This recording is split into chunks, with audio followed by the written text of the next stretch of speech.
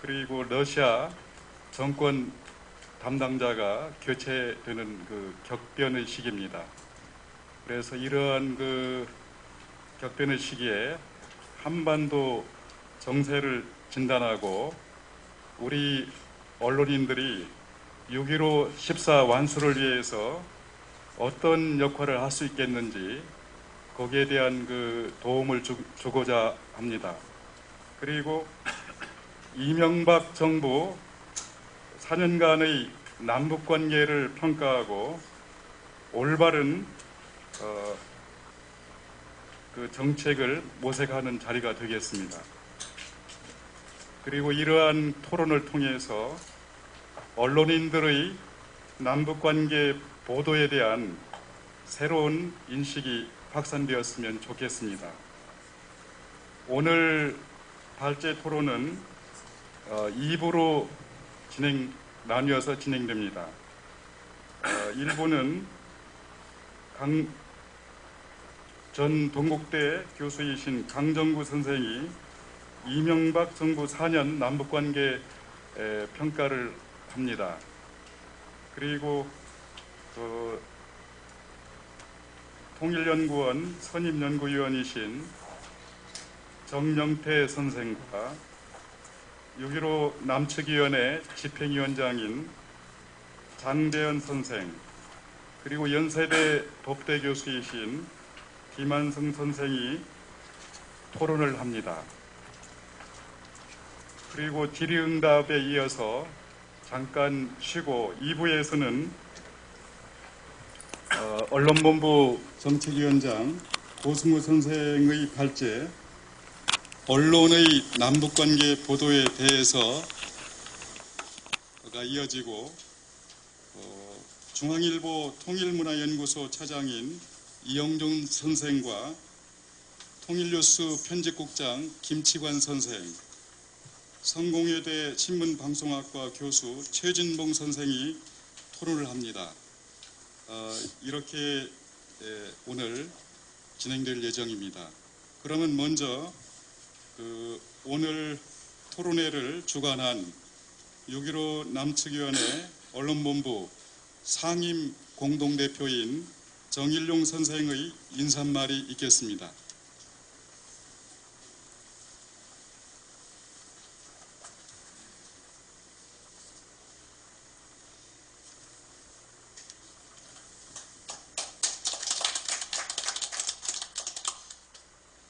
네, 정일용입니다. 10년이면 강산이 벼른 나오는데 2000년도에 6.15 공동성이 발표된 뒤로 정확히 10년이 지나니까 완전히 변했습니다. 그보다 몇 년 지난 지금은 남북 간의 화해 협력이 증진이 되기는커녕 전쟁이 일어나느냐 안 일어나느냐 이런 아주 위험한 지경에까지 이르게 됐습니다. 더더군다나 심각한 것은 최근 들어서 언론에 대해서 북쪽의 비판이 대단히 거세지고 있고 심지어는 몇몇 언론사의 좌표까지 이야기를 하면서 마치 당장이라도 뭐 정밀 조준 폭격이라도 할 듯이 그렇게 이야기를 하고 있습니다. 여러분께서 지금 보고 계시지만은 한국 언론계에는 뭐 사상 처음이라고 그러는데요. 언론사 5곳에서 공동 파업이 진행이 되고 있습니다. 물론 며칠 전에 KBS는 그게 결속이 됐습니다만은 이 공동 파업이 내걸고 있는 주요 목표는 공정 보도의 실현입니다. 현 정권 들어와서 너무 정권의 편향적인 친정권 쪽으로 보도가 잘못됐다, 공정하지 못하다, 이걸 고쳐야겠다라고 해서 사상 유례 없는 공동 파업을 진행하고 있습니다. 비록 이 공정 보도라고 하는 그 그 표현에서 드러나고 있지는 않지만은 우리들은 그 남북관계 보도도 대단히 중요한 공정 보도의 문제라고 생각하고 있고, 어떻게 하면 그것을 남북관계에서도 공정한 보도를 할 수가 있겠는가, 그걸 중요한 화두로 삼고 있습니다. 옛말에 싸움은 말리고 흥정은 붙여라 이런 말이 있는데, 모르겠습니다. 제 개인적인 생각인지 모르겠습니다만, 우리 언론이 그동안 남북관계에 대해서 그 6.15 공동선언이 발표가 됐을 때 전부 다 그렇게 환호성을 올리고 제 일면에다가 대문짝만한 사진을 실으면서 그렇게 환영을 했던 것이 10여 년 전 일인데, 지금에 와서 왜 이렇게 흥정은 말리고 싸움은 붙이는 것처럼 되어버렸는지 참으로 안타깝게 생각합니다. 오늘 이 자리는 6.15 공동선언 발표 12년을 앞두고 한국기자협회에서 주최를 하고 6.15 남측 언론본부에서 주관을 하고 또 언론진흥재단에서 도움을 받아서 대체 남북관계에서 공정보도를 실현하는 방안이 뭐가 있겠는가, 그걸 한번 연구해보자고 이렇게 모였습니다. 오늘 나오신 우리 사회자 선생님 비롯해서 발제 맡아주신 분들, 또 토론에 참여해주신 분들 아주 고맙습니다. 그리고 날도 더운데 우정 시간을 내서 여기 참석해 주셔서 아주 고맙습니다. 그리고 비록 이 자리에 참석은 못했지만은 관심을 갖고 계신 분들이 아마 6.15 TV 중계방송을 통해서도 또 많이 보고 계실 겁니다. 그분들한테도 인사를 전합니다. 오늘 이 자리가 아주 뜻깊은 자리가 되기를 바랍니다. 예, 고맙습니다.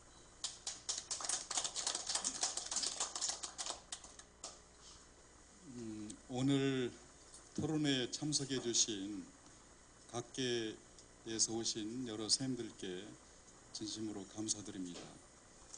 오늘 발제 토론회는 주권방송 6.15 텔레비전이 생중계하고 있습니다. 그래서 오늘 이 뜻깊은 토론회를 남북회 8천만 개례가 지켜보고 있다고 생각됩니다. 그러면은 제1부 발제 토론에 들어가겠습니다. 발제는 25분 정도 내외에서 이렇게 진행될 것이고, 토론은 10분 정도 시간이 배정됐습니다. 발제 토론자 선생님께서 이 점을 유념하시고 진행해 주시면 고맙겠습니다. 그러면 먼저 제1부 발제 이명박 정부 4년 남북관계 평가를 동국대 교수 강정구 선생님께서 발제해 주시겠습니다. 예, 여러분 반갑습니다. 저 지금 동국대 교수 아니고요. 전에 동국대 교수하다가 쫓겨났습니다. 예, 첫 번째 발표가 이명박 정권 4년 남북관계 평가인데요. 한 세 가지로 간단하게 요약할 수 있을 것 같습니다. 첫 번째는 다 아시지만은도 남북관계가 전면적으로 파탄이 된 거죠. 그다음 두 번째는 한반도의 전쟁 위기가 아주 엄청나게 있었고, 또 그것은 지금도 진행형이라는 거죠. 그다음 세 번째는 한반도 차원으로 끝나는 것이 아니라 동북아에, 특히 미국과 중국 사이에 신냉정 구도가 형성이 되고, 그것을 형성되는데 촉진제 역할을 한 게 바로 이명박 정권이다, 이렇게 볼 수가 있죠. 한마디로 남북관계는 완전히 전면적으로 판탄이 되고, 한반도 전쟁 위기뿐만 아니라 동북아에서 냉전 또는 전쟁 위기로까지 몰고 간 게 이명박 정부 4년의 대북 정책의 전반적인 평가이다, 이렇게 볼 수가 있죠. 자, 이렇게 했으니까 앞으로 어떻게 할 거냐. 그것은 그야말로 올바른 전략을 모색을 해야 되죠. 정책 수준이 아니라 좀 더 장기 구조적인 전략적 차원에서 우리가 나아갈 방향이 뭐냐 하는 것을 그 후반부의 결론으로 이야기를 드리고자 합니다. 자, 그러면은 이 세 가지를 먼저 이야기를 드리죠. 첫째는 왜 이렇게 남북관계가 전면적으로 파탄이 되었느냐 하면은 사실은 천안함 사건 이전에 이미 이명박 정부의 대북 정책 기조와 본질이 남북관계를 전면적으로 파탄으로 몰고 가게 돼 있었고, 그 결과로 한반도 전쟁 위기는 있을 수밖에 없는 상황으로 몰리고 있었다. 이렇게 아마 결론을 내릴 수 있을 것 같습니다. 이 전면적 파탄으로 몰고 갈 수밖에 없는 그런 정책 기조를 좀 보시면은 제가 자료집에 자세하게 써놨습니다만 간단하게 좀 말씀을 드리도록 하죠. 정책 기조가 첫 번째가 실용주의라 그랬습니다. 이게 실용주의라는 것은 그야말로 어떤 장기적인 역사 전망이나 철학이나 원칙이 없고 그때그때 임기응변식으로 해결하는 그야말로 잡탕식의 정책이 실용주의입니다. 도대체 우리나라라는 게 65년 이상, 60년 이상 분단이 되고 전쟁을 겪고 끊임없는 전쟁 위기에 모여 있는데도 불구하고 이런 실용주의, 장기적인 전략이 아니라 실용주의로 접한다는 것은 임기응변식으로 접한다는 것은 어떤 정권으로서 있을 수 없는 일이죠. 그 다음 두 번째는 상호주의인데요. 말이 좋아서 상호주의지 이것은 시장관계입니다. 시장에서는 돈 1,000원 주면은 1,000원어치 물건 받으면 그게 상호주의입니다. 그런데 남북관계는 현재 그렇지가 않죠. 우리가 시장에서 남과 남 사이가 아니잖아요.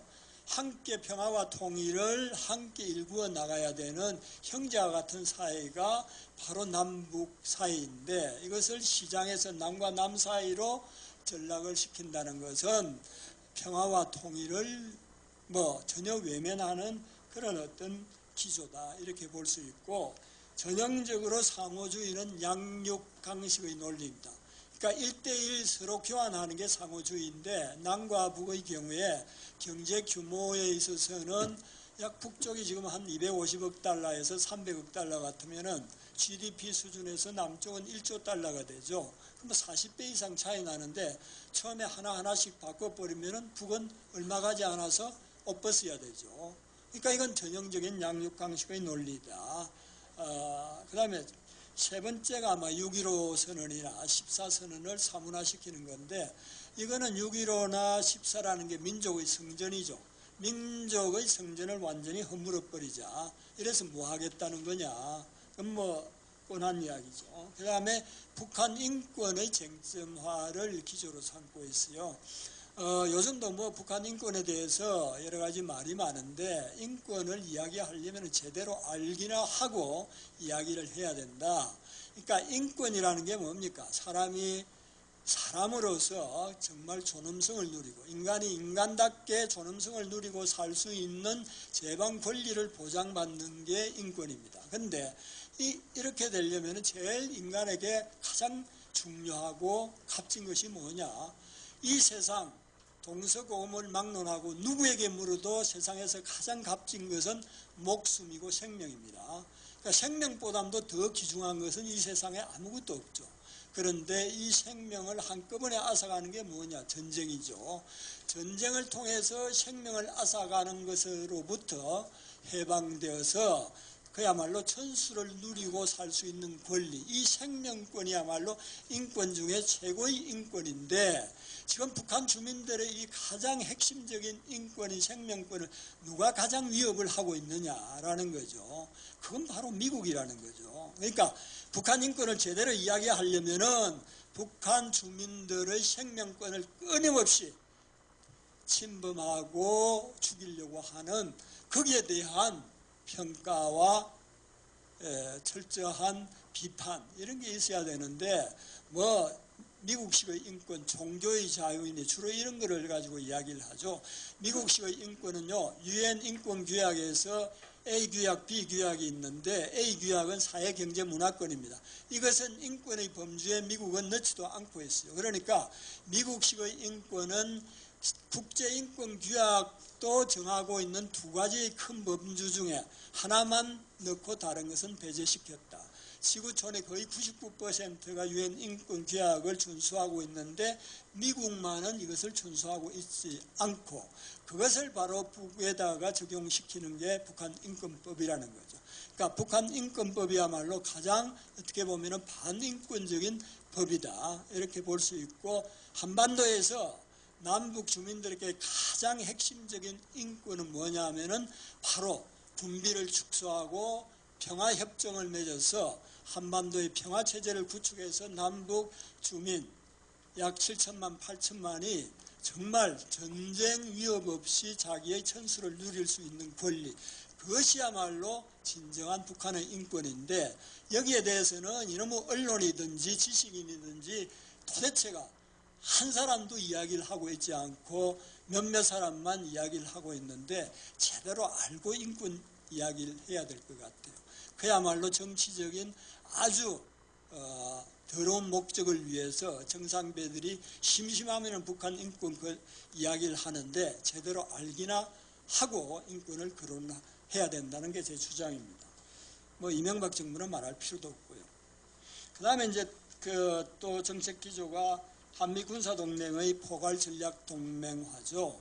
한미 군사동맹은 북을 겨냥한 영내동맹이 있고 중국이나 러시아를 겨냥한 지역동맹이 있고 전 지구를 겨냥한 지구동맹이 있고 그 다음에 자유나 시장경제, 인권을 겨냥한 가치동맹이 있고 그 다음에 이게 전쟁 이런 것 못지않게 테러와의 테러와의 문제라든지 국제 재난이 일어났을 때 구호를 한다든지 동맹 차원을 여기까지 넓힌다는 포괄동맹 이 한 5가지를 포괄하고 있는 게 포괄전략동맹입니다. 왜 우리가 미국하고 이런 포괄전략동맹을 맺어야 되느냐 이렇게 맺는 결과는 어떻게 되느냐 그야말로 미국이 벌이는 전쟁에 우리가 의무적으로 강제로 동원될 수밖에 없고 그 전쟁의 도관 위에 몰리는 그런 결과를 가져오고 그것은 한반도를 엄청난 위기 속에 몰아넣는 게 바로 한미 군사동맹의 포괄전략동맹화이다. 그 다음에 5번째가 비핵개방 3선이라는데 이 비핵개방 3선은 아예 정책으로서 성립될 수 있는 자격이 없는 정책입니다. 정책 아닌 정책을 내걸고 있는 게 바로 이명박 정부이다. 이 5가지입니까? 6가지인가요? 이걸 보면은 아예 남북관계는 처음부터 전면적 파탄으로 나가게 되어 있었다. 단지 이것이 천안함 사건을 위해서 굉장히 심화되고 빨리 오게 되고 그 다음에 한반도 차원을 넘어서서 동북아까지 이게 확산이 되었다. 이렇게 봐야 될 것 같고 이런 기조 때문에 결국 대북 정책의 본질은 뭐냐 하면은 북한 붕괴론이죠. 조아 붙이면은 북한은 붕괴한다. 그 다음에 흡수 통일이죠. 그 다음에 세 번째는 전쟁도 불사하겠다. 전쟁 친화주의다. 그러니까 이런 정책 기조와 그 다음에 정책의 본질을 가지고 남북관계가 제대로 풀린다고 기대하는 것은 그야말로 연목부호에 불과한 거다. 자, 그런데 좀 더 구체적으로 이게 이제 아까 제가 전쟁 친화주의라고 이야기를 했는데 그 내용을 보면은 이 자료에서 한 5가지, 4가지로 아마 제시를 해놨는데 하나는 한미동맹의 포괄전략동맹화이죠. 이건 조금 전에 말씀을 드렸고 두 번째는 북한 급변 사태 대비 계획이죠. 이건 어느 정도 아시겠지만은 2008년에 김정일 위원장이 쓰러지고 난 다음에 북의 급변 사태가 발생을 하면은 그야말로 한미 특수부대가 북을 이제 점령을 하고 인민군을 무장 해제를 시키고 그 다음에 북한 자유화 프로그램을 실시한다. 한마디로 말해서 무력 흡수 통일을 추진하는 게 바로 북한 급변 사태 대비 계획이다. 그 샤프 주한미군 사령관이 2011년 4월 달인가 한 이야기 보면은 북의 급변 사태가 일어나면 북은 붕괴할 수밖에 없다. 거기에 대비해서 자기 말로는 전쟁 아닌 전쟁을 준비해야 된다. 그건 말장난이고 전쟁을 통해서라도 북을 흡수 통일시켜야 된다는 게 바로 주한미군 사령관의 노골적인 이야기였습니다. 그 다음에 이제 이거는 미국식의 북 흡수 통일이고 남한 정부 차원, 이명박 정부 차원에서 이 북에 대한 비상 통치 계획을 세운 게 바로 구원 계획이죠. 거의 내용은 흡사하다고 볼 수 있고, 그 다음에 이 전쟁 친화주의 정책 가운데 하나가 능동적 억제 전략이죠. 이건 다른 이야기로 하면은 북에 대한 선제 공격을 통해서 북의 정권을 붕괴시킨다는 군사 전략입니다. 그러니까 사실 이런 군사 전략은 내부적으로는 가지고 있었는데 이명박 정권이 5.24 조치를 계기로 해서 공식적인 군사 전략으로 채택을 했다. 노골적으로 북을 능동적 억제 전략을 통해서 붕괴시키겠다. 이런 것을 선포한 거라고 볼 수가 있죠. 자, 이런 것들이 이제 전쟁 친화주의 정책이라고 볼 수 있는데, 다음에는 이런 것들이 이제 어떻게 나타났느냐? 그것이 바로 5.24 조치를 통해서 나타났다. 5.24 조치는 아시지만은 천안함 사건이 터지자 3월 26일 날 터졌는데 5월 24일 날 두 달이 좀 안 됐죠. 안 된 마당에 진상조사도 제대로 되지 않은 상태에서 북의 소행, 의뢰 폭침에 의해서 천안함이 어떻게 됐죠? 뭐라 그러나? 가라앉았다. 그래서 46명이나 죽었다는 거고, 그래서 유엔 안보리에 해부를 하고 북에 사과를 요구하면서 모든 교류나 협력이나 이런 것을 전면적으로 금지를 시키고 군사 전략으로서 능동적 억제 정책을 공식화하고, 그 다음에 한미연합 군사훈련을 계속 강화하면서 북과 중국을 옥죄는 이런 방향으로 나아갔고, 이것이 결국은 도화선이 돼서 한반도는 2010년 12월 20일 또 11월 23일 연평도 포격전이 벌어졌고 12월 20일 아주 전쟁 위기 국면으로 치달았고, 거기에 그치는 것이 아니라 동북아에서 신냉정 구도를 형성하면서 지금은 동중국의 남중국의 서해 이쪽 통틀어서 중국을 포위하는 미국의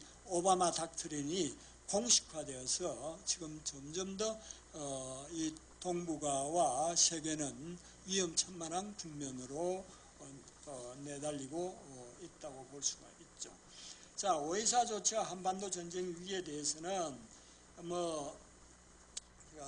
그 5.24 조치의 구체적인 내용이라든지 그 다음에 천안함 사건의 진실 문제라든지 이런 거는 제가 이야기를 안 하겠습니다. 일단 이제 5.24 조치를 통해서 한반도 전쟁 위기가 나타난 걸 조금 이야기를 드리겠습니다. 11월 23일 날 연평도 포격전은 사실은 전쟁 위기로까지 치달은 것은 아니고 좀 일시적인 서로 간의 무력 충돌 이 정도의 수준이었다. 그렇지만 12월 20일은 굉장히 위험한 순간이었다. 이렇게 볼 수 있는데 이미 이것은 예비되어 있었다. 이렇게 볼 수가 있습니다.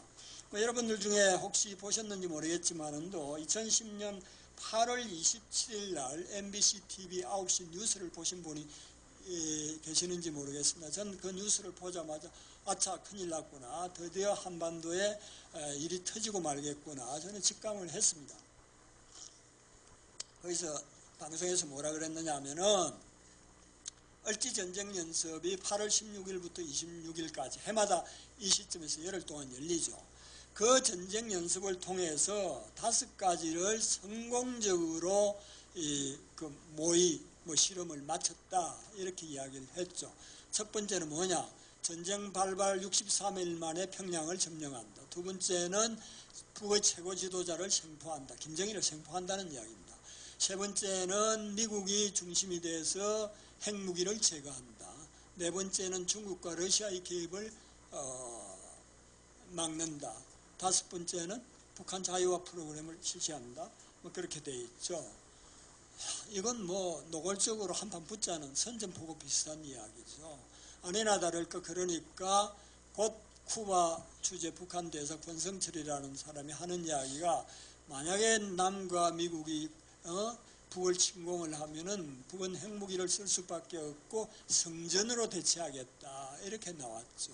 자, 이걸 보면서 저는 한반도에 터지겠구나 그랬고, 또 그것이 연평도 포격전을 거치면서 12월 20일 날 이 남쪽에서 보복 폭격을 하는 그 시점에서 정말 전쟁 위기는 극에 달했다. 그 당시에 세계의 언론들이 여기 집결해 있었고, 미 국무부 국방부는 19일부터 비상사태하에 들어갔고, 그 다음에 작전 지휘권은 물론 남쪽이 없죠. 그러니까 미국의 합참의장 태평사령관 주한미군 사령관이 가지고 있었고, 바로 한 일주일 전에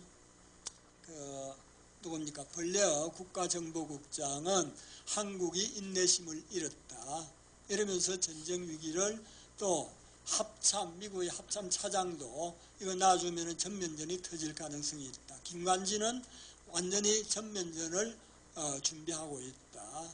이렇게 돼 있는 상태였죠. 남북이 너무 이제 극단적으로 치달으니까 미국과 중국이, 미국은 한국 청와대로 사령관하고 대사가 방문해서 자제를 요청을 했고, 중국은 또 북에 대해서 자제를 요청을 해서 다행히 전쟁으로 치닫는 그런 것은 면할 수 있었지만, 또 그날 저녁에 MBC 뉴스를 보면은 뭐라 했느냐? 그럼에도 불구하고 미국은 영변에 만약에 북이 반격을 가하면, 그 이야기는 없었습니다만은 그 전제하고 그렇겠죠. 미국은 북의 영변에 부분 폭격, 작전계획 5026이죠. 이걸 시행할 준비를 다 갖추고 있었다. 끔찍한 이야기죠. 그 당시에 베이드라는 NSC 요원이 펜타곤하고 이제 컴퓨터로 연결돼서 이 상황을 보고 있었는데, 남쪽이 보복 포격을 할 때 다른 거는 연평도라든지 NLL 그쪽 북의 작전 통제선 좀 밖으로 되어 있는 단 한 발이 아마 그쪽으로 떨어졌다. 그래서 이 베이더라는 사람이 아차 큰일 났다. 이게 전쟁 터지는 거 아닌가. 초긴장 상태에 들어가 있다는 것을 자서전에서 밝혔어요. 그리고 이명박 대통령이 국가국방위원회를 청와대에 초청해놓고 하는 이야기가, 그때 내가 북을 포격을 못한 게 천추의 한이다. 이런 이야기까지 하는 상황으로 갔었고, 정말 아주 위험한 순간이었다. 우리가 왜 이래야 됩니까?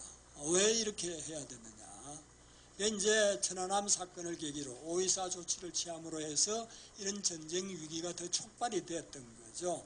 단지 시간이 빨라지고 급속도로 심화되었을 따름이지, 저는 5.24 조치가 없었다 하더라도 남북관계는 아마 이런 위기 속으로 계속 빠질 수밖에 없었다. 그것은 이명박 정부의 대북정책 기조와 본질이 아예 무력 흡수 통일이라든지 그 다음에 북한 붕괴론에 기반하고 있기 때문에 그렇다. 자, 이런 상황 하에서 우리는 어떻게 해야 될 건가? 지금은 새로운 세계 질서가 태동하고 있다고 봅니다. 많은 사람들이 한 2030년에서 50년 사이에 미국에서 중국으로 세계 질서 이동이 있다는 건 다 이야기를 합니다만은, 어떤 사람은 2025년을 보는데, 지금이 현재의 경제 위기라든지 이런 거로 보면은 오히려 이것이 더 빨라질 가능성이 있다. 미국의 세계에서 중국의 세계기로 정말 세력 교체기가 이루어진다고 저는 그렇게 예측을 하고 있습니다. 이 시점, 그러니까 미국의 이 세계에서 중국의 세계로 바뀌어지면은 아주 가장 큰 영향을 받는 게 한반도이죠. 그러니까 한반도에는 이 시점에 두 가지의 길이 있다고 볼 수가 있죠. 하나는 이제까지 한반도의 냉전 분단 적대 체제를 만들고 강제하고 재생산하는 데 가장 주도적인 역할을 한 외세인 미국의 힘이 약해지니까 남북이 협력만 하면은 남북이 평화와 통일을 위해서 그런 어떤 역량을 발휘할 수 있는 공간이 넓어진다는 거죠. 미국의 힘이 약해지니까. 그 다음에 중국의 힘은 떠오르긴 하지만 아직까지 한계가 있으니까 한반도에 개입할 수 있는 역량이 한계가 있다. 그래서 미국도 한계가 있고 중국도 한계가 있고 바로 이 시점이야말로 한반도가 평화통일로 나아갈 수 있는 최적의 기회이다. 이 세력 주체기를 우리는 살려서 정말 평화와 통일을 거의 완결시키는 수준으로까지 나아가야 된다. 그런데 이런 좋은 것만 있는 게 아니다. 다른 것 또 하나는 이런 교체기에는 항상 전쟁 위기가 따릅니다. 그 1636년의 병자호란이 바로 그런 거죠. 원나라에서 명나라에서 청나라로 세력 교체기에 인조 반정을 통해서 광해임금은 자주정책을 펼쳐서 전쟁을 막았죠. 그런데 이 서인 무리들이 자발적 노예주의자들이 인조 반정을 일으켜가지고 바로 대명 그걸 하니까 청나라에서 쳐들어와서 엄청난 우리의 고통 전란을 입었죠. 그러니까 지금이 바로 1636년의 그런 명청 세력 교체기하고 같은 데다. 그러니까 우리가 나아갈 길이라는 것은 이게 인조나 서인이나 노론이 했던 명나라에 대한 자발적 노예주의자 이런 정책이 아니라 광해임금이 취했던 자주정책, 등거리 외교를 펼쳐서 이 세력 교체기에 명이나 청으로부터 당하지 않는, 지금은 미국이나 중국으로부터 당하지 않고 우리의 평화 통일을 이룩하는 것이 우리의 올바른 전략이다. 이것이 저희 결론입니다. 수고하셨습니다. 이어서 이 주제로 정부 쪽과 통일운동 단체, 학계의 그 토론을 듣도록 하겠습니다. 근데 이 주제인 만큼 반대를 위한 반대 그런 토론이 아니라 우리의 그 위기 상황을 극복하는 지혜를 각 부분에서 모아내는 그런 그 토론이 되기를 기대해 봅니다. 그럼 먼저 정부 측 통일연구원 선임 연구위원인 정영태 선생의 토론이 있겠습니다.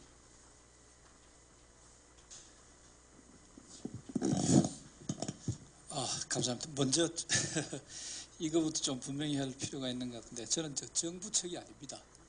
그건 좀 정정을 정상적으로 해주셨으면 감사하겠습니다. 잘 아시다시피 저희 국책연구기관은 아마 그 김대중 정부 때 제가 지금 기억이 가물거리는데 본래 그 각 부처별로 그 국책연구기관이 그 소속이 되어 있었습니다.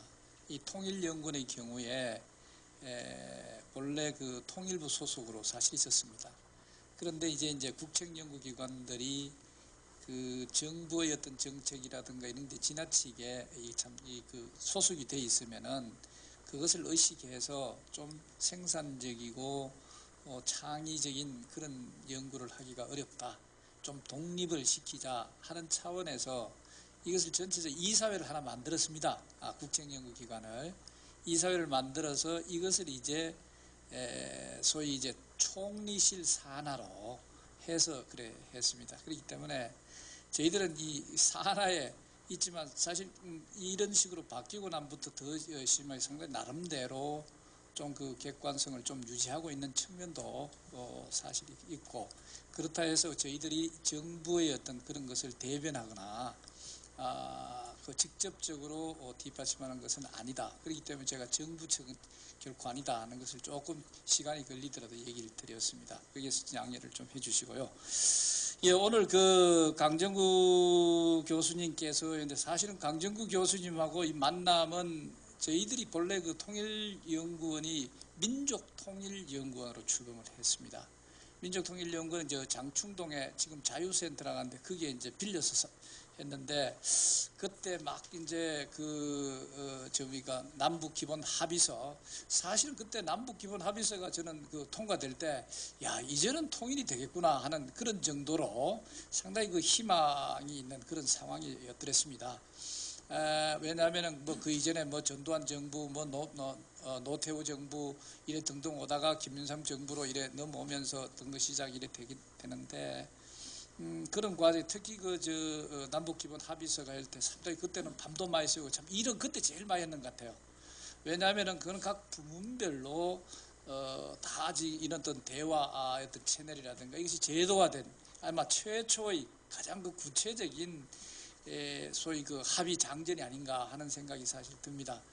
물론 오늘 이 자리는 그 6.15 남측 언론본부하고 한국기자협회가 주최를 하셨고 또 특히 이 6.15 어떤 정신이라든가 이런 것들 상당히 중요하게 생각하고 또 그런 것이 어떤 의미에서 의미를 지니고 있는 것은 저도 공감을 하는 측면에서 상당히 어떤 귀중한 자리라고 생각을 합니다. 그 당시 제가 이제 그 강정구 교수님을 저희들이 이제 좀 모시고 여러 가지 토론도 하고 그때 아마 참 재미있게 보내는 걸로 알고 있습니다. 그 당시로는 저희들이 조금 젊어서 그런지 저만 하더라도 전 프랑스에서 하기를 했는데 저는 거기만 하더라도 뭐 공산주의도 있고 공산당도 있고 뭐 사회주의당도 있고 뭐 우리 제가 했던 파리 일대학 같은데 이 교수분들도 상당히 급진적인 그런 분들도 있고 사실 저는 일찍이 좀 더 넓은 어떤 그런 상황에서 공부를 해서 그런지 다양한 어떤 형태의 연구라든가 의견 표출 이러한 데 있어서는 그렇게 저는 놀라진 않았습니다만은 그래도 이제 이 남북한 관계라든가 이런 데 있어서 우리가 또 같이 못했던 그런 것을 많이 배운 그런 측면이 사실 있었다는 기억이 나고요.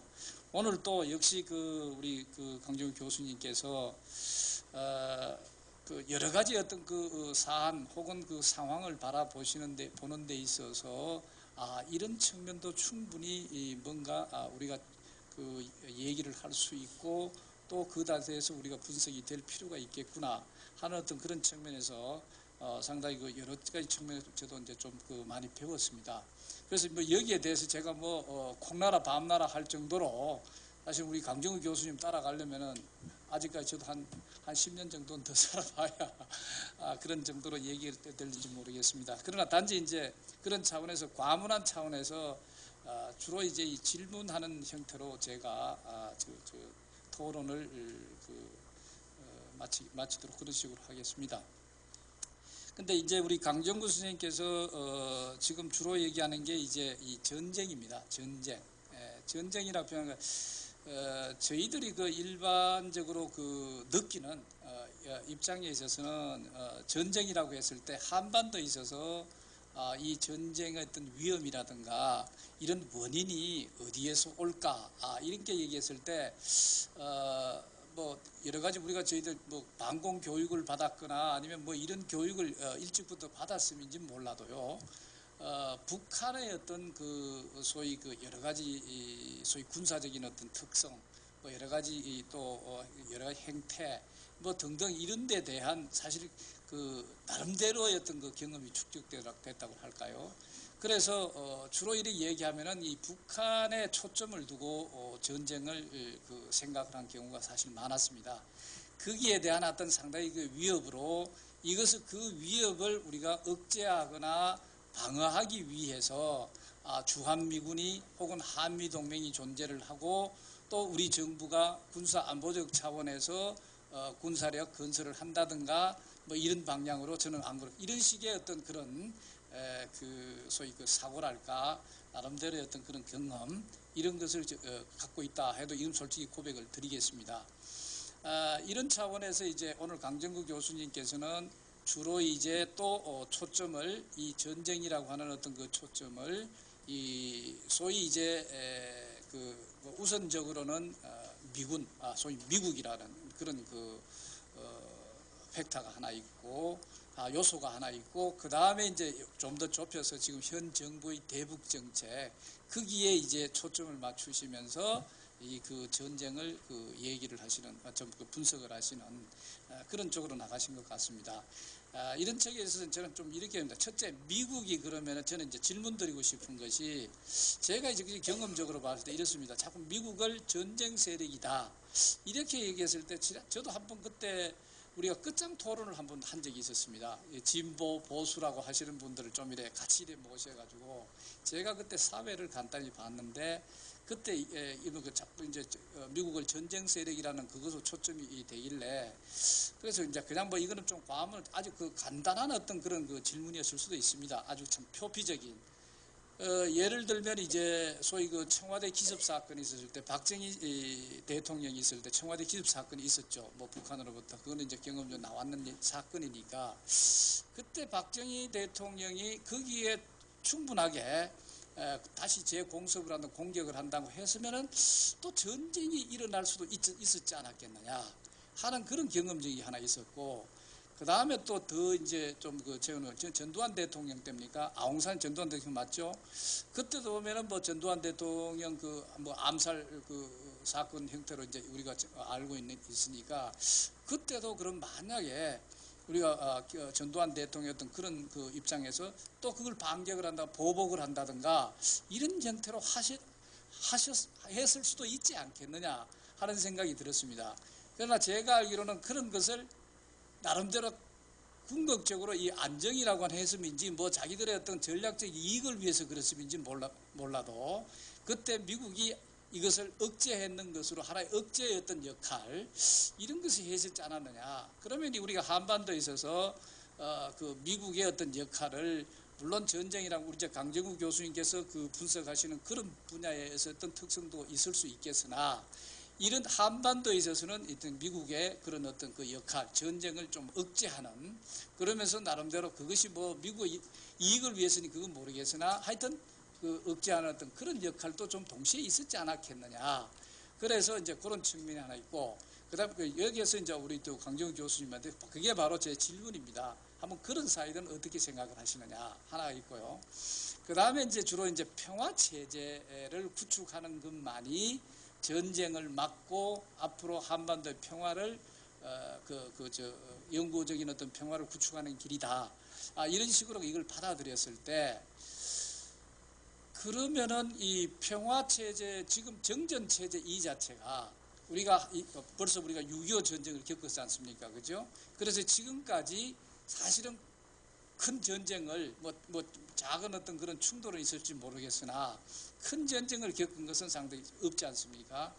그러나 이 상대적으로 제3세계 이런 어떤 국가들을 보면은 상당히 다양한 민족 분쟁이라든가 이런 수많은 어떤 전쟁을 겪은 우리가 역사적인 그런 사실들도 많이 있지 않습니까?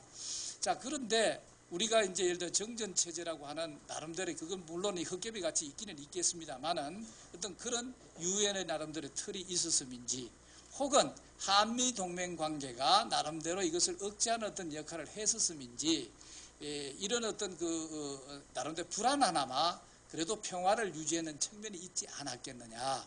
이렇게 봤을 때 그러면 정전체제의 어떤 기능적 역할, 평화하면 불안정하지만 평화적인 어떤 그런 순기능적인 역할은 없을까?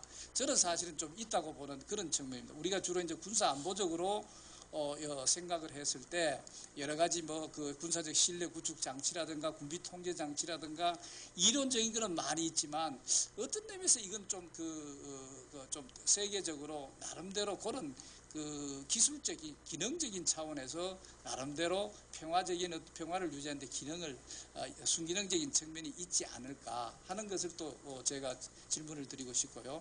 그렇다면 이게 평화체제로 갔을 때는 북한이 여기서 얘기하는, 물론 이제 지금 거기에는 평화체제라고 하는 것은 주한미군 철수가 전제가 되겠죠. 그 내용 자체가 주한미군 철수라고 봐야 되겠죠. 왜냐하면 북한이 얘기하는 평화라는 개념은 우리하고 좀 다른 것 같아요. 사전적으로 그건 뭐 제가 만들어낸 것이 아니고 북한이 공식적으로 얘기하는 겁니다.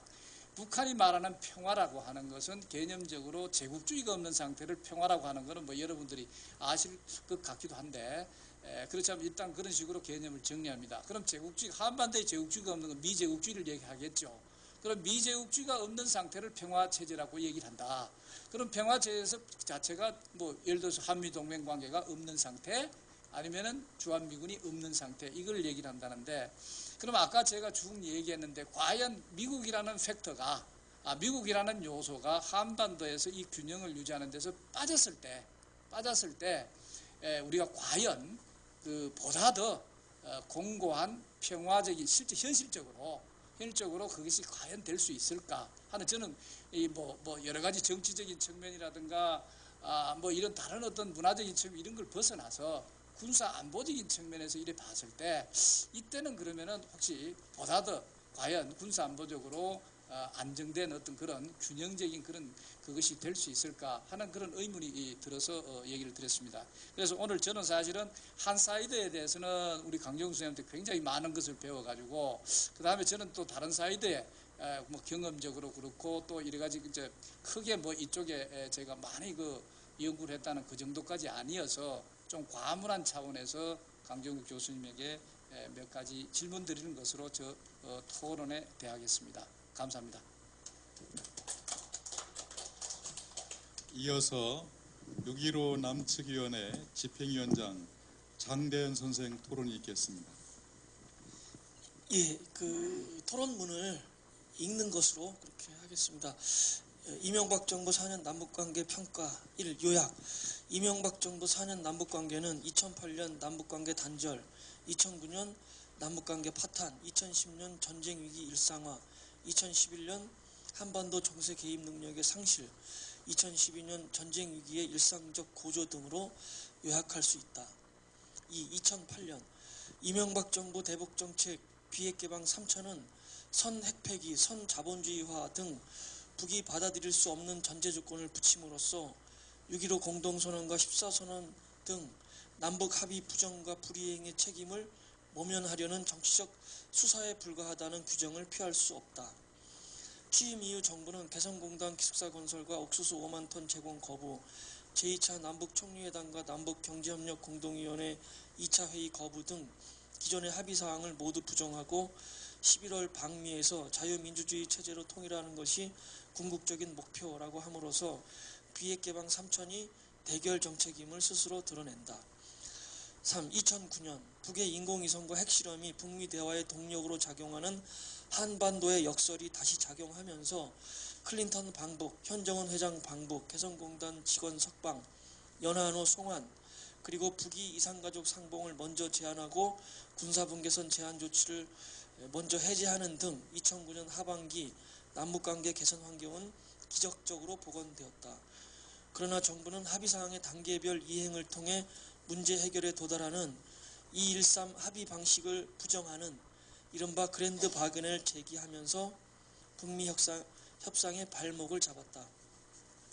그랜드 바겐은 이명박 대통령의 연설이기 때문에 내가 코멘트할 수 없다는 켈리 미 국무부 대변인의 발언, 그랜드 바겐에 대해 솔직히 잘 모르겠다는 커트 캠벨 통합대 차관부의 발언 등 미국의 반응을 볼 때 2009년 하반기 정부의 북미 협상 발목 잡기의 실체를 짐작할 수 있다. 또한 정부는 2010년 2월 금강산 관광 재개 협상을 사실상 거부함으로써 남북관계 개선 동력을 스스로 제거한다. 4. 2010년 천안함 사건에 대한 정부 발표 내용을 모두 믿는다면 천안함 사건은 결코 북이 한 것이 아니다. 북이 했다, 북을 규탄한다, 북을 제지한다 등 정부가 반드시 관철하겠다는 세 가지 사항을 유엔 안보리 의장 성명이 모두 배격한 점은 정부 조사 결과가 객관적이고 국제적인 검증 작업에서 어떤 취급을 받는지 여실히 입증하는 가장 극적인 사례다. 그럼에도 지방선거에 애가 탄 정부는 선거 보름 전 천안함 조사 결과를 발표하고 선거 전이 절정에 이르는 시기 오이사 조치를 발동하는 등 안보 장사에 열중했다. 오이사 조치는 인적 교류와 경제협력의 중단만이 아니라 대북 심리전 재개, 한미 연합 군사훈련 강화, 교전 수칙 공격적 전환, 서해 전력 증강과 군사훈련 강화 등 군사적 대결 격화를 동반하는 것이었다. 휴전체제라는 휘발유통 옆에서 군사 대결 격화라는 성량을 그은 결과 연평도 포격 사건이 발화한다. 연평도 포격 사건은 지상에 포탄이 떨어지고 민간인까지 사망했다는 점에서 온 국민을 전쟁의 공포로 몰아넣었다. 그동안 대북 강경 정책을 그토록 반복 강조했음에도 정작 포격 사건이 터지자 정부는 보복은커녕 제대로 된 정치적 대응조차 하지 못하는 심각한 자기 분열과 역설을 노출한다. 이로써 이명박 정부의 대북 정책이 북에 실효적으로 영향력을 행사하는 정책이 아니라 사실은 국내 정치용 언술에 불과한 거대한 거짓말이었음이 드러났다. 2011년 연평도 포격 사건 이후 북미 대화의 동력이 다시 살아나면서 베이징 남북 비밀 회동이 진행된다. 그러나 정부가 전제 조건을 고집하는 가운데 북이 비밀 회동을 폭로하면서 남북 대화 보고는 다시 실패하고 이로써 남북 비핵화 회담은 북미 회담을 위한 선행 통과 의례로 전락하며 정부는 북미 대화의 들러리로 추락한다. 북미 대화가 동력을 얻어나가자 정부는 2011년 하반기 통일부 장관을 교체하는 등 대비를 하는 듯 했다. 그러나 김정일 국방위원장 서거 전국에서 부적절한 대응으로 일관함으로써 현재 남북관계는 최악의 상황에 직면하게 되었다. 6. 이명박 정부 4년 대북 정책의 교훈. 올해 2월 초 6.15 심양 실무회담에서 남측 참가자 중 한 분이 당국 간 관계 개선의 필요성을 언급했을 때 북이 6.15 공동선언 14선언 이행 의지를 밝히고 대국상에 대한 무례 행위를 사과하지 않는 한 이명박 정부와의 대화는 없다고 단언하는 것을 보았다. 대화를 직업으로 하는 분들이, 그것도 민간 대화의 전문가들이 이 정도 반응이라면 북의 분위기가 얼마나 격양돼 있는지 알 수 있다. 이명박 정부 4년의 대북 정책은 첫째, 이산가족 상봉을 위한 적십자 회담 제안문을 북이 수정조차 하지 않는 등 남북관계의 전면적 파탄. 둘째, 혁명 무력의 성전 등 전쟁을 위협하는 공식 성명이 잇따라 발표되는 등 전쟁 위기의 일상적 고조. 셋째, 한미 연합 전쟁 연습 증대와 미국 무기 구매 증가 등 대미 의존 심화.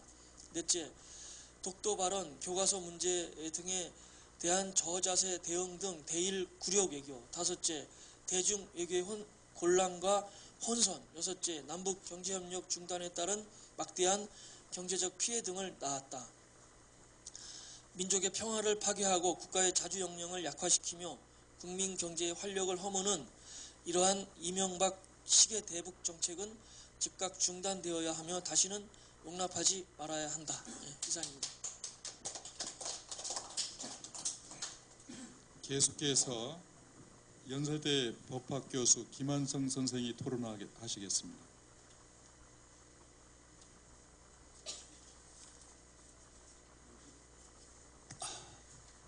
이 뜻깊은 자리에 저를 불러주셔서 언론본부에 감사드립니다. 그리고 이 떼약볕 파업 중인 우리 5대 언론사 기자들의 그 투쟁이 잘 마무리되기를 바랍니다. 우리 6.15 선언과 떼어놓을 수가 없는 여러분들 가운데 우리 강정구 교수님이 한 분이신데 퇴임하시고도 이렇게 건강한 모습으로 뵙게 돼서 여러분들과 함께 뜨거운 박수를 한번 보내고 싶습니다.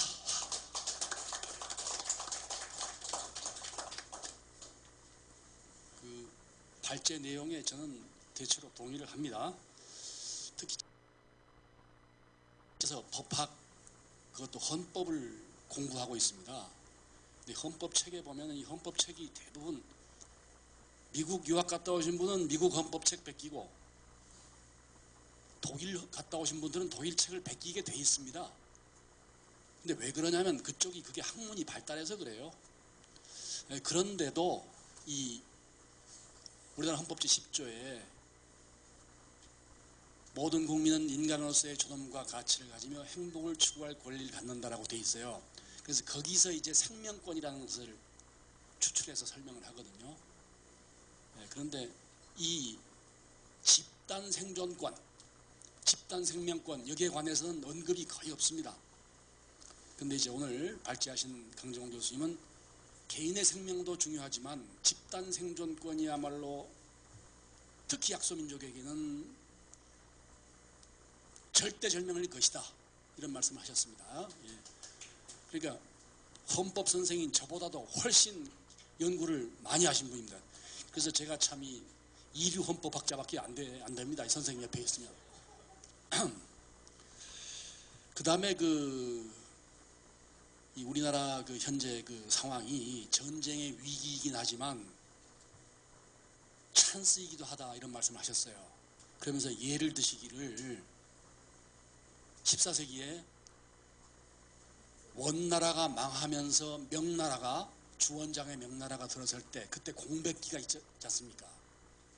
그때 이제 최영 장군 같은 사람은 이때다. 원나라가 망해가니까 우리 이때 만주 들어가자. 이랬던 사람이고 이성계는 그런 척 하다가 가서 회군을 해버렸잖아요.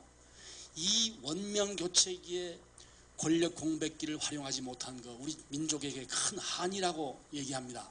물론 그때 최영 장군이 만주를 쳐들어갔다고 우리가 먹는다는 보장은 없었겠죠.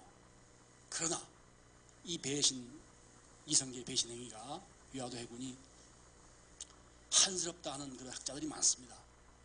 그 다음에 두 번째로 예를 드신 게 바로 명나라가 망하고 청나라, 누르하치의 청나라가 일어설 때 1640년경이죠. 이때 우리나라가 민족 자존의 기회가 다시 왔었어요. 그때 왕이 광해군이었는데 그걸 그냥 이 서인배들이 엎어버렸잖아요. 그래가지고 청태종 홍따이지가 들어와가지고 우리나라를 작사를 내버리지 않았습니까? 그게 1670년경이 있었어요. 그래서 이 두 가지 권력, 힘의 공백기에 우리가 그걸 기회로 활용했더라면 그 후 우리나라가 이런 고난과 수치는 안 겪었을 것이다. 이런 말씀을 하시는데 제가 역시 공감합니다. 그래서 지금 우리가 또다시 이 열강들이 우리 조선 반도와 조선족을 호시탐탐 노리고 있는 다시 또 구한말 상황 같은 게 됐는데 우리 이때 미국과 중국의 권력 교체기다. 이거를 우리가 잘 활용하면 우리 민족이 자주 독립, 부강도 할 수 있고 그거 못하면 또다시 쑥밭이 된다. 이런 논지에 저는 공감을 합니다.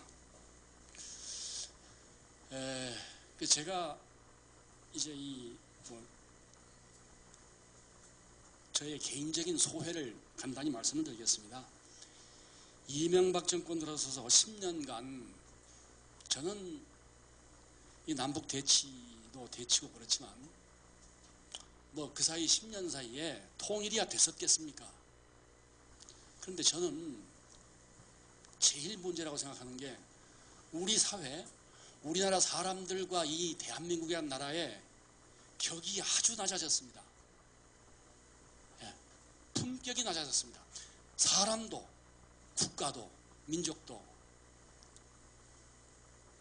인격, 국격, 민족의 정기 이런 게 아주 저질화됐다. 저는 이것이 가장 가슴 아픕니다. 보십시오, 우리 사회. 사람과 사람이 믿지 못하고 남이 북을 저렇게 적대시하고 위에서 그러니까 아래 백성들도 다 그런. 그래서 저는 개인도 국가도 이렇게 격이 낮아진 것은 현 정권의 책임이 절대적이라고 생각합니다. 그래서 어떻게 되느냐 보십시오.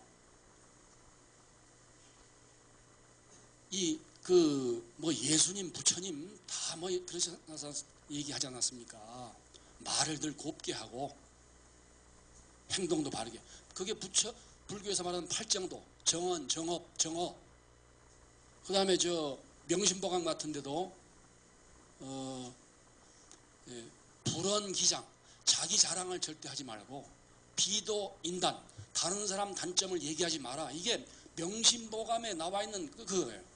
근데 우리나라 정부는, 이명박 정부는 맨날 북한 욕만 하는 거야. 욕만 해. 그러니 우리 사회 전반이 욕하는 사회야. 인터넷 댓글 보세요. 그거 전부 욕하는 거야. 자멸의 길입니다. 이거 우리 사회, 우리나라 국민들 품격 아주 낮아졌어요. 이 10년 사이에. 그 다음에 국가 간에도 마찬가지입니다. 이제 우리 국가 차원에서 볼 때도 우리나라가 맨날 동족인 북한을 욕을 하고 그러니까, 전쟁을 하려고 막 이러니까 다른 나라들이 우리를 우습게 한단 말이에요. 보십시오. 미국 최근 사건만 들어볼게요. 그 미국 무슨 특사가 일본에서 서울을 거쳐 중국으로, 북한으로 들어가면서, 그러니까 비행기로 일본 출발, 서해 지나서 북한 들어가면서 서해쯤 와가지고 아무 통보도 않고 그냥 가버렸다는 거 아니에요. 한국 공해를 떠나서 지나가면서 안중에도 없는 거예요. 미국 사람들한테 이 사우스 코리아라는 나라가 불행히도. 그럼 일본은 어떠냐? 말할 것도 없습니다. 일본에서 태어나서 일본서 그 교수를 하신 그 강화목의 교수가 계시는데, 이분 하시는 말씀이, 자기가 일본서 한 70년 살았는데 일본 사람들이 한국을 보는 시각은 저 일제시대랑 똑같다는 거예요. 조센증이야. 물에 무식한 인간들. 특히 일본에서 배웠다는 사람들일수록 이 남한에 대한 시각이 그렇다는 거예요. 그 중국은 어떠냐? 중화인민공화국. 그동안 우리가 그 나라 때문에 먹고 살았죠. 중국도 이제는 국력이 세졌지 않습니까? 그러니까 이제 한국과 기술 격차도 줄었고 자신이 있다. 그래서 이제는 학자나 관리들이 공공연히 이제 한국은 미국이냐 한국이냐 택일 해야 돼. 미국이냐 중국이냐 택일 하라. 이제 한국을 손볼 때가 왔다라는 말을 한다면, 손볼 때가 왔다. 그리고 이번에 보십시오. 그 김영환이라는 사람이 북한에서, 중국에서 뭐 탈북 이거 하다가 지금 잡혔다죠. 된다. 근데 본인이 원해서 그러는지 어쩐지 모르지만 면회도 안 시켜주잖아요. 한국, 우리나라 관리들. 그 다음에 이번에 단체 관광객 그 비자 발급 기간과 요금 올리면서 한국 외교부에 알리지도 않습니다. 사람이 스스로를 존중하지 않으면 남에게 멸시당합니다. 지금 우리가 이 현 정부가 그러고 있단 말이에요. 스스로 격을 떨어뜨리는. 그래서 우리나라가 나라의 격을 높이려면은 언행을 순수하게 하고, 그 다음에 민족끼리 이렇게 돕고, 그래야 나라의 격이 높아가는 것입니다. 2700년 전에 제 나라의 명재상 관중이라고 있었습니다. 임금이 관중에게 묻습니다. 나라가 어떻게 하면 잘 됩니까? 임금이 물어요. 그 제환공이라는 사람이 물어. 그러니까 이 관중이라는 사람이 뭐라 그러냐면, 나라가 잘 되려면 4가지 기준만 든든히 하면 됩니다. 그게 뭐냐? 예, 의, 렴, 치야. 사람이 예절을 알아야 되고 의로워야 되고, 나라가 예절을 알고 의로워야 되고, 염, 부정부패가 없이 깨끗해야 되고, 치, 부끄러움을 알아야 되는 부끄러움. 응? 우리나라는 부끄러움을 몰라. 군사주권을 미국에 넘겨줘 놓고도 부끄러운 줄 몰라. 그냥 미국 바지가리만 붙잡고 있는 거야. 세계 유일한 군사주권 양도국이 우리나라야. 근데 그것도 몰라. 부끄러움을 모르는 거야. 이겁니다. 모쪼록 이 현 정부가 이상 자기들뿐만이 아니라 우리 같은 이 권력과 관계 없는 사람, 응? 일반 백성, 나아가 우리 민족의 이 품격을 떨어뜨리는 행동은 제발 그만하기 바랍니다. 고맙습니다. 질의응답을 하겠습니다. 질의응답은 발제 토론하신 분에게 묻고 답하도 좋고 여러분의 견해를 이렇게 밝혀도 좋습니다. 그 질문하시거나 의견을 내시는 분은 2분 안으로 이렇게 해주시고 그 질문에 대해서 답변은 3분 안으로 이렇게 해주시면 고맙겠습니다. 그러면은 그 선생님 이쪽으로 나오셔서 거기서 해도 좋습니다. 근데 마이크나 뭐 이런 거 있으면 좀 네.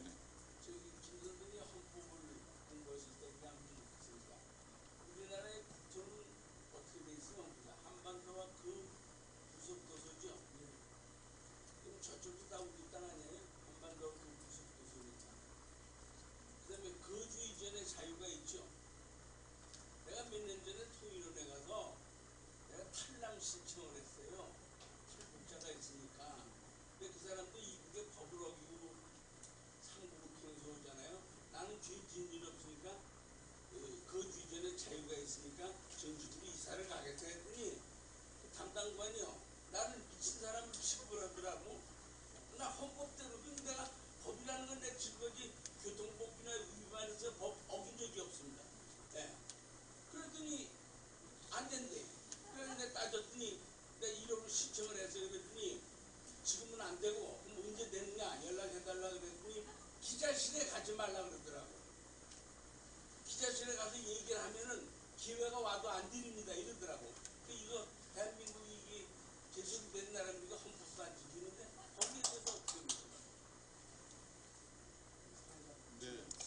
저기 김한성 법학 교수께 질문했으니까 성실하게 답변해 주시기 바랍니다. 부실하게 답변하면 안 됩니까?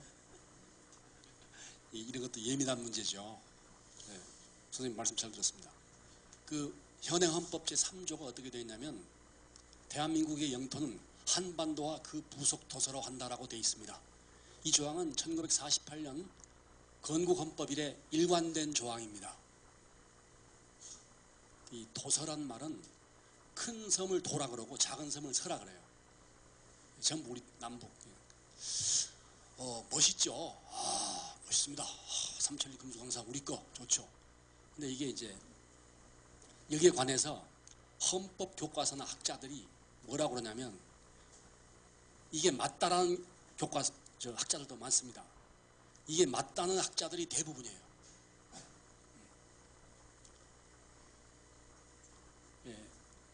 48년 이래 우리나라에서 교수하려면 어찌 감히 이걸 부정하겠습니까? 그래서 그래요. 근데 저는 아니올시답니다.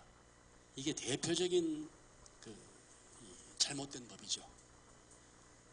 우리나라 대한민국의 폼을 잡고 싶은 기세는 알겠습니다. 그러나 학문은 진실해야죠. 지금 북한 땅은 대한민국 영토가 아니에요.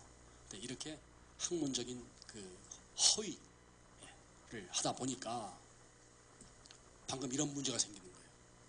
헌법 제14조에 거주 이전에 모든 국민은 거주 이전의 자유가 있다. 따라서 여러분께서 북에 그냥 가도 되시는 거예요. 우리 땅 아닙니까? 그리고 북에 있는 땅, 토지 다 우리 거예요.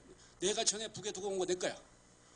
그 다음에 북에서 만약 우리 책을 쓰면은 갖다 쓰면은 저작권법에 의해서 다 저작권 되는 거예요. 이게 말이 안 되는 거예요. 이렇게. 그래서 헌법 제3조는 폐지해야 합니다. 네, 좀 선생님 그 질문에 대해서 좀 소상하게 해소가 안 된 건 이따가 따로 말씀해 주시고 다음 분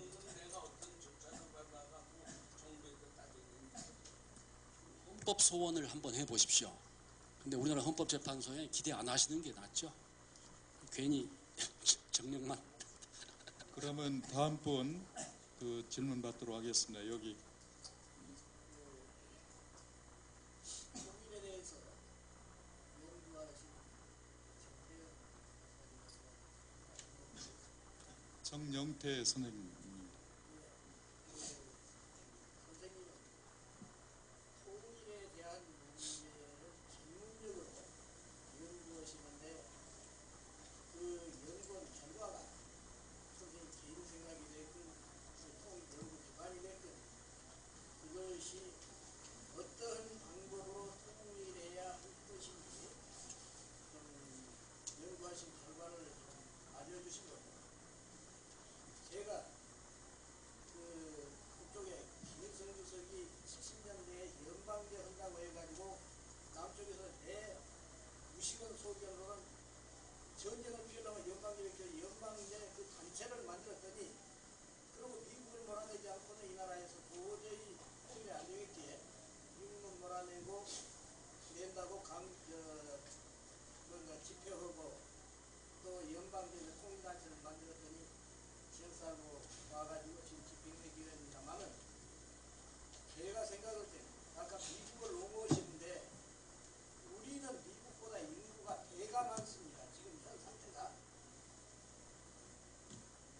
북쪽은 중국군도 없고 소련군도 없고 근데 우리보다 인구가 절반도 잘 안 되거든요. 2천만이면 4,700만입니다. 그런데 그외국이 우선 지금 차주적으로 어쨌든 지켜나가는데 남쪽은 미국을 지 하늘처럼 알고 소위 국가를 통치한다는 사람이 이승만이는 작전권 넘겨주고 1950년 7월 15일자에 고맙다고 내가 나한테 편지를 내지 않는가. 이번에 현재 정권을 장악한 사람은 옛날 종놈하고 똑같습니다. 종놈이 주인한테 주인이 하도 주인한테 잘하니까 나가서 이제 방처럼 이렇게 살아라 했는데 내가 배운 것이 그밖에 없는데 제발 나가라만 안 하시면 더 잘하려니까 해주시오. 이런 거에 대한 그 짝이 아닌가 하는데 가져가라는 그 권리를 시간이 없으니까 잠깐 한 말씀만 드리죠. 지금 우리나라 군사 자체권이었는데 박정희 반란이나 전두환이 반란 전부 다 미국이 승인 안 하고 어떻게 청소를 하고 있습니까? 작전권이 없는데. 그런데 그 사람들 정부에서 지금 반란이 이렇게 하고 사람들이 이기고 해가지고 오래 이뤘는데 그렇다면 선생님 같은 경우는 지금 통일에 대한 전문가로서 연구를 하셨으니 어떻게 하면 이 나라가 통일되겠는지 연구 결과를 좀 알려주셨으면 감사하겠습니다. 이 문제는 지금 발제와 좀 이렇게 직접 연관이 안 됩니다. 그래서 지금 말씀하신 분의 방청객의 견해로 그냥 듣는 것으로 정리하겠습니다. 그래서 지금 질의응답은 그 발제와 이 주제와 관계된 것만 이렇게 좀 한정해서 해주시면 고맙겠습니다. 이렇게 넘어가고 다음 분 뭐 질문이나 이런 거 견해 우리 말씀하시죠. 자주민부의 이정석 기자입니다. 선생님들의 의견 잘 들었습니다. 이제 이렇게 토론을 듣다 보니까 아주 우리 지금 현재 저는 그냥 남북을 합해서 우리라고 부르겠습니다. 지금 우리 민족이 가지고 있는 역량이라든지 이런 것들에 대해서 좀 간과하고 있는 부분들이 있는 것이 아닌가 이렇게 생각합니다. 그래서 예를 들어서 중국이 G2라고 얘기를 하면서 마치 우리가 중국의 영향권에서 벗어나지 못할 것처럼 중국의 영향하에 들어갈 것처럼 이렇게 말씀하셨는데 제가 잘못 들었는지는 모르겠습니다. 그런 부분에 대해서 저는 지금 북은 어쨌든 인구위성 제작 발사국이 되었고 핵 보유국을 선언했습니다. 또 세계 어느 나라에서도 시험에 성공한 적이 없는 상온에서의 핵융합을 했다고 발표를 했습니다. 또한 나노기술, 생명과학기술, 주체철, 주체 비난론 또 뿐만 아니라 사회, 경제, 문화 이런 모든 부분에서 첨단을 겪고 있다고 합니다. 이런 것들을 간과해버리면 우리가 마치 어떤 주체적으로 자주적으로 살아갈 수 없는 것처럼 이렇게 이해될 수 있는 부분이 있다는 것입니다. 그래서 북에서는 3대 강성대국을 얘기하고 있지 않았습니까? 결국 정치 사상에서의 강성대국, 군사에서의 강성대국, 그리고 마지막으로 이 두 개는 이뤘다고 했고 올해 경제 강성대국을 이제 선포하고 그 길로 가고 있다고 얘기를 하고 있습니다. 우리가 우리 자신의 힘을 믿지 못할 때 우리는 늘 사대주의에 빠졌고 그것이 망국의 선음을 걷게 하고 오늘 이렇게 비참한 삶을 살고 있는 것입니다. 왜 우리는 지금 우리가 강성 부흥의 길로 가고 있음에도 이렇게 우리 자신을 그냥 이것도 언론의 문제라고 봅니다. 언론들이 전혀 북에 대한 이런 사실적 보도를 하지 않음으로써 우리 자신들을 아주 비굴하게 만든 것 같습니다. 오늘 격동의 한반도 언론인의 역할 토론이라고 하는데 우리 토론을 맡아주시고 발제해 주신 선생님들도 이런 부분을 좀 더 연구하고 또 그래서 학술적으로 이런 부분을 많이 연구해서 좀 더 우리가 자주적이고 주체적인 입장 속에서 누구하고도 겨누어서 지지 않는 민족이라는 것을 다시 한번 우리가 생각했으면 좋겠고요. 마지막으로 한 가지는 뭐냐면 지금 언론들이 여기 우리 고승우 박사님이 얘기도 하셨지만 완전히 국가보안법이라니 정말 칼날에서 제대로 목소리를 내지 못하니까 이런 경우가 생기는데 이것은 언론 자신의 문제이기도 하지만 우리 모든 전 사회적 분위기가 이 국가보안법을 철폐시키지 않는 이상은 언론 보고도 나무랄 수 없는 것 같아요. 그래서 우리가 좀 더 통일의 길로 가기 위해서는 국가보안법 철폐에도 앞장서야 되겠고 그래서 언론을 제 역할을 하도록 많은 도움을 주셔야 될 것 같다는 생각을 합니다. 네, 고맙습니다. 네, 의견을 낸 것으로 이렇게 정리하겠습니다. 그러면은 마지막으로 발제 토론한 분들의 마무리 발언 1분씩 듣고 1부를 이렇게 마치도록 하겠습니다. 순서대로 강정구 교수님부터 해서 짧게 1분씩 마무리 발언 해주시기 바랍니다.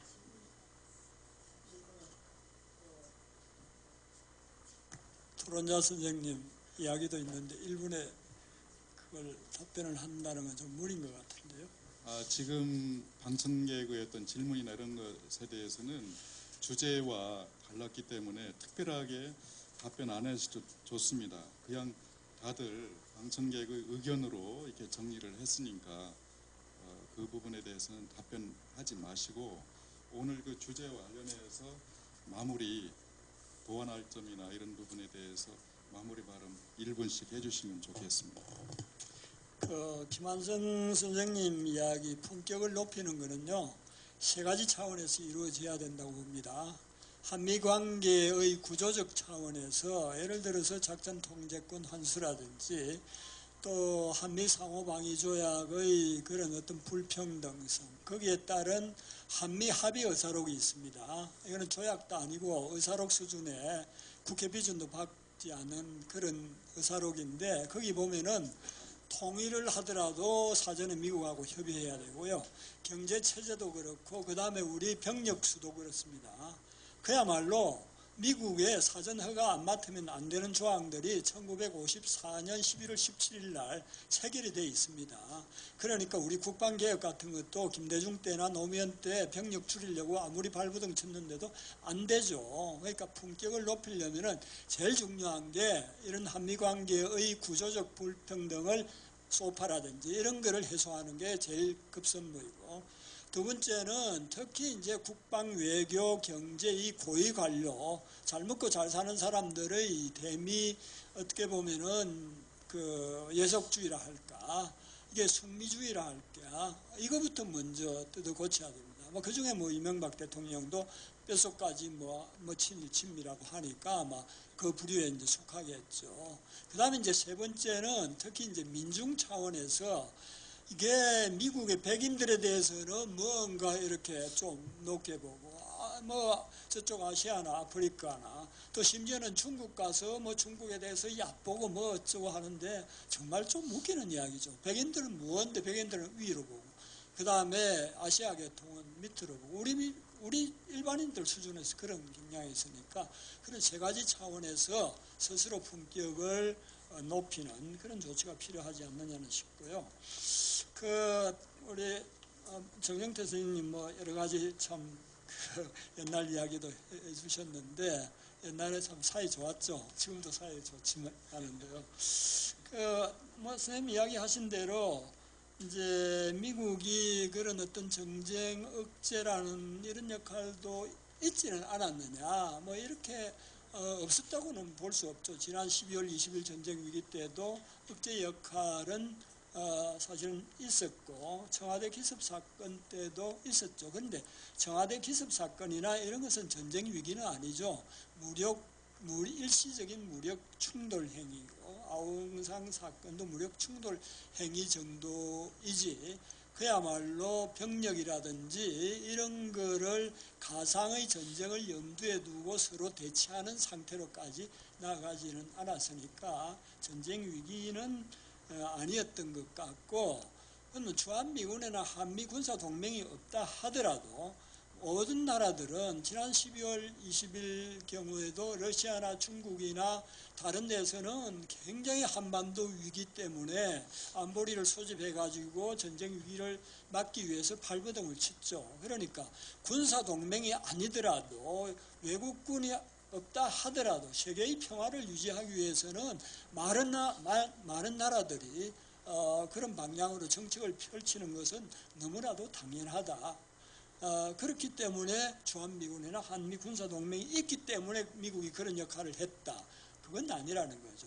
당연히 해야 되고, 근데 오히려 있기 때문에 한반도는 실제 뭐 냉전 기간에는 한 4번 정도의 전쟁 위기가 있었죠.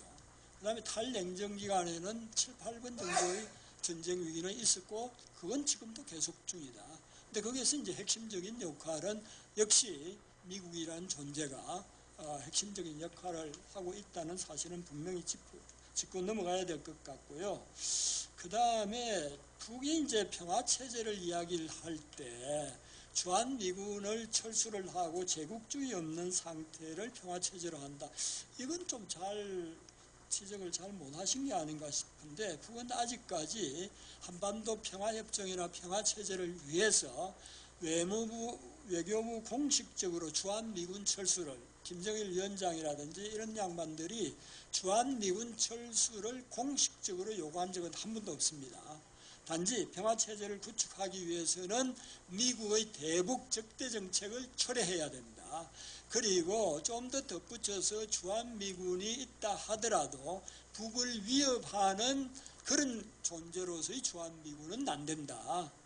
이런 거지, 주한미군을 완전 철수를 해야 된다는 전제 조건을 공식적으로 표명한 적은 없고, 또 김대중 대통령이나 임동원 통일부 장관 같은 사람 만났을 때 동북아에서 어떤 면은 필요하다 그런 이야기를 했다고 지금 이야기를 하고 있죠. 그러니까 북의 평화체제라는 게 반드시 주한미군 철수를 전제로 하고 있는 건 아니다. 위협적이지 않는 그런 종류의 주한미군은 북은 오히려 허용할 수도 있지 않느냐, 분명하지는 않지만 이렇게 이제 자세를 취하고 있는데, 북이 어떻게 하든 저는 저 개인적으로 도대체 이 나라에 외국군이 67년 8년이 이런 역사가 있습니까? 우리 역사에서 당나라 군대 안동도하고 9년 반 만에 없어졌습니다. 원나라나 명나라나 이렇게 외국군이 이렇게 한갑을 넘겨가지고 이렇게 오래 있는 그런 역사가 어디 있느냐 이야. 그런데도 불구하고 이 평화협정이나 뭐 이런 걸 떠나서 외국군이 이 땅에 한갑 이상 주둔한다는 그 자체만으로도 우리는 이것을 용납해서는 결코 안 된다고 봅니다. 북이 어떻게 나오든 그건 우여의 우리 스스로 제 스스로 용납을 할 수 없는 문제이기 때문에 그런 차원에서라도 주한미군 문제를 접근을 해야 된다고 봅니다. 예, 고맙습니다.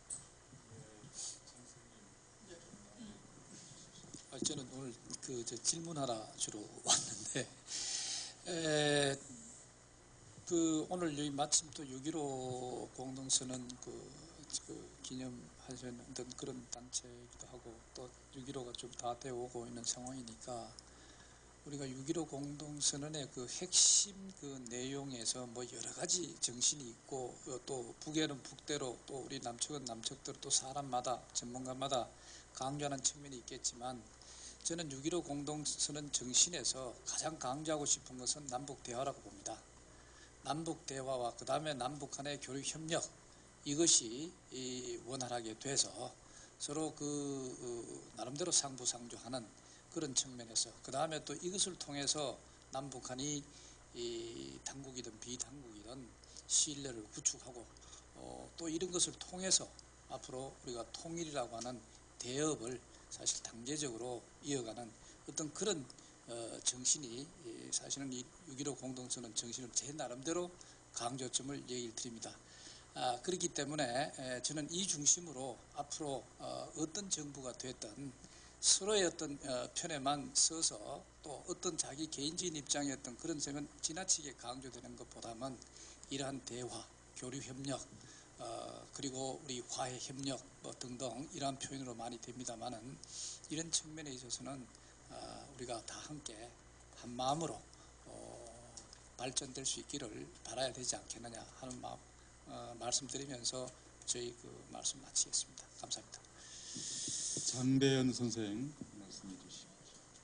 예, 지금 당국도 그렇고 민간도 그렇고 남북 교류가 전면 차단된 굉장히 심각한 상황인데 올 2월달에 6.15 남측이 실무 접촉해서 6.15 행사를 금강산에서 공동 행사로 잘 치르자 합의를 하고 준비를 한 거 이거는 돌파구를 여는데 굉장히 중요한 거다 이렇게 생각을 합니다. 그런데 이명박 정부가 이것을 불허해서 지금 이게 무산되고 분산 개최된 이것에 대해서 굉장히 강력하게 정부를 규탄하고 또 유감으로 그렇게 생각을 합니다.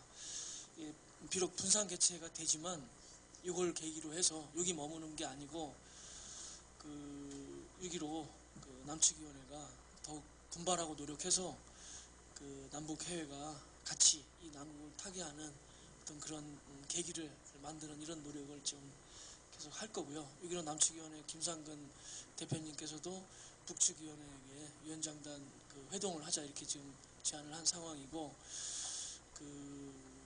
실무선에서도 지금 실무 접촉을 하자 이렇게 지금 제안을 할 걸 지금 검토를 하고 이렇게 있습니다. 그래서 6.15 남측위가 좀 더 노력을 해서 어떻게든 돌파구를 좀 만드는 이런 일을 하겠다 이렇게 말씀을 드리겠습니다. 예, 이상입니다. 김한성 선생 말씀해 주시기 바랍니다. 59초 동안 한 가지 말씀, 나머지 1초 동안 또 한 가지 말씀드리겠습니다.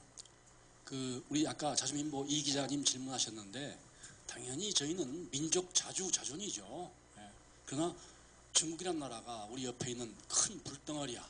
이거 어쩔 수 없습니다. 그래서 그걸 잘 활용, 협력하자 이런 뜻이지 결코 4대 밖에 살 길이 없다 이런 말은 아닙니다. 그래서 아까도 이제 뼛속까지 미국인인 대통령도 계시지만 이거는 신문에 안 난 에피소드 하나 가르쳐 드릴게요. 1998년에 김대중 대통령이 당선이 되자 이제 중국에 우리 한국 사절단이 갔습니다. 가가지고 당시 장쩌민 주석을 만났어요. 이 얘기 저 얘기 하는데 장쩌민 주석 말 우리나라 대외 원조의 2분의 1이 이게 북으로 간다. 그런데 이 김정일이가 내 말을 통 안 듣는다. 이런 에피소드가 있습니다. 자, 이제 59초 됐죠. 1초입니다. 연말 대통령 선거 잘합시다. 이상입니다. 고맙습니다. 오늘 발제 토론을 통해서 한국 정치가, 한국 사회가 6.15 14에서 이탈할 때 얼마나 큰 고통을 겪어야 되는지, 민족 그 생존 이런 부분들이 근본적으로 하나의 그 위협받는 그런 상황에 직면하고 있다는 것을 확인할 수 있었습니다. 그래서 오늘 발제 토론이 우리 한국 사회, 한국 정치가 6.15 14를 이행하는 길로 나아갈 수 있도록 온결의 지혜와 힘을 모아서 온결의가 행복하고 잘 살 수 있는 길로 갈 수 있는 그런 계기가 되었으면 좋겠습니다. 오늘 그 훌륭한 발제 토론을 해주신 분들과 방청석에서 좋은 의견을 내주신 분들께 감사를 드리면서 이것으로 1부 발제 토론을 마치겠습니다. 2부는 5분 휴식 후에 2부를 계속해서 하겠습니다. 감사합니다.